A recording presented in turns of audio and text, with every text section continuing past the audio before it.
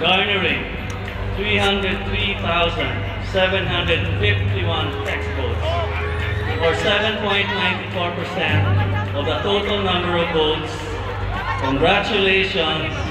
You are the Pinoy Big Brother Double Up 4th Big Placer, Johan.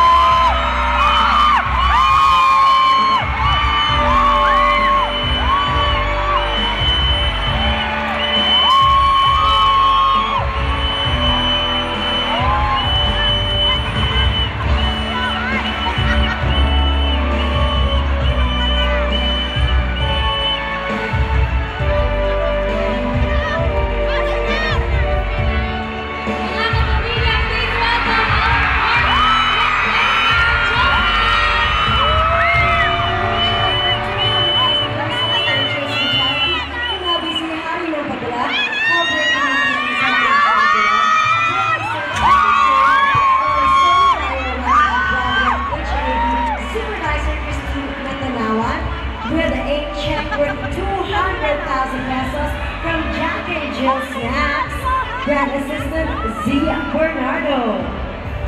At ang charity nga po ni Johan ay ang House of No Snacks Foundation with Representative Gonzalo Quilay, ang president, at kasama din ang mga loved ones, Dad, Melmo, and Mom Mercedes.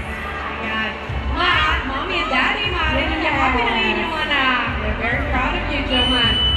Johan, mabilis lamang, nais mo sabihin sa lahat ng sumuporta sa iyo. Wow! Ang dami! Well, talaga akong hindi dahil sa inyo, sa inyong lahat.